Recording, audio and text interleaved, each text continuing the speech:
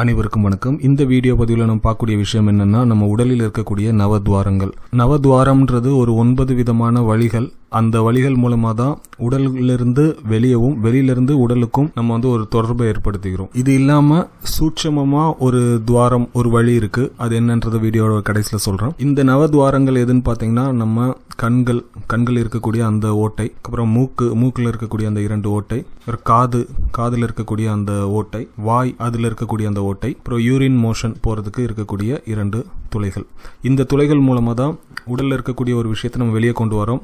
இல்ல நம்ம உடலுக்கு ஏதாவது ஒரு விஷயம் தேவைப்படுச்சுன்னா அதை உள்ள கொண்டு போறோம். கண்கள் பார்க்கறது மூலமாகவும், மூக்கு சுவாசத்தின் மூலமாகவும், காது சத்தத்தின் மூலமாகவும் அப்படின்ற மாதிரி ஒரு துளைக்கும் ஒரு செயல்பாடுகள் இருக்கு. இந்த நவத்வாரத்தை பத்தின பாடல்கள் நிறைய சித்தர்கள் பாடல்கள் அங்கங்க இருக்கும். சிவபுராணத்துல எடுத்துட்டீங்கன்னா ஒரு லைன் வரும், மலஞ்சோறும் 9 வாயிற்குடிலும் அப்படின்ற மாதிரி. அதுவும் இந்த நவத்வாரத்தை தான் குறிக்குது. இந்த நவத்வாரத்துல பாத்தீங்கன்னா மூக்கு மட்டும் ரொம்ப ஸ்பெஷல். ஏன்னா நம்மளுடைய சுவாசம் அது வழியா தான் நடைபெறுது. மற்ற உறுப்புகளுக்கெல்லாம் பார்த்தீங்கன்னா அந்த கம்யூனிகேஷனை நீங்க வேணும்னா பண்ணிக்கலாம், வேணான்னா ஸ்டாப் பண்றதுக்கான வாய்ப்பு உண்டு. இல்லைன்னா அந்த கம்யூனிகேஷன் நடக்காம பார்த்துக்கலாம். ஆனால் மூக்கின் வழியா போகக்கூடிய அந்த காற்று, வெளியில இருக்கக்கூடிய ஒரு பொருள் நம்முடைய உடலுக்குள்ள போறது நம்மளால அடக்க முடியாது. மனம் அப்படின்றது அந்த சுவாச ஓட்டத்தின் கட்டுப்பாட்டில் தான் இருக்கும். ஸோ சுவாசத்தை கட்டுப்படுத்துறது மூலமா மனதை கட்டுப்படுத்தலாம். மிச்ச துவாரங்கள் வழியா நடைபெறக்கூடிய செயல்களை நம்ம நினைச்சாலே கட்டுப்படுத்த முடியும். ஆனா மனதை கட்டுப்படுத்துறதுக்கு சுவாசத்தை கட்டுப்படுத்தினா மட்டும்தான் மனதை கட்டுப்படுத்த முடியும். இது இல்லாம 10ஆவதா ஒரு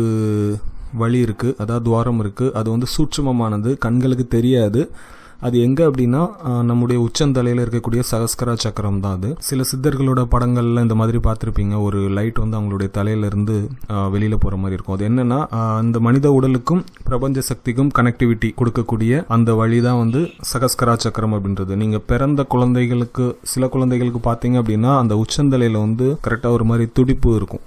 அப்படி அந்த இடத்துல ஒரு பல்ஸ் இருக்கிற மாதிரி இருக்கும். ஸோ பிறகுற எல்லா குழந்தைகளுக்குமே ஆரம்ப நாட்களில், அதாவது 1 மாதம் இல்லை 2 மாதம் வரைக்கும் அந்த துவாரம் ஓப்பனாக இருக்கும். அதுக்கப்புறம் நம்ம வளர அந்த துவாரம் செயல்படாமல் போயிடும். இது 10ஆவது வழி, நம்முடைய உடல்ல இருந்து வெளியே கம்யூனிகேட் பண்ணுறதுக்கான வழி. நன்றி.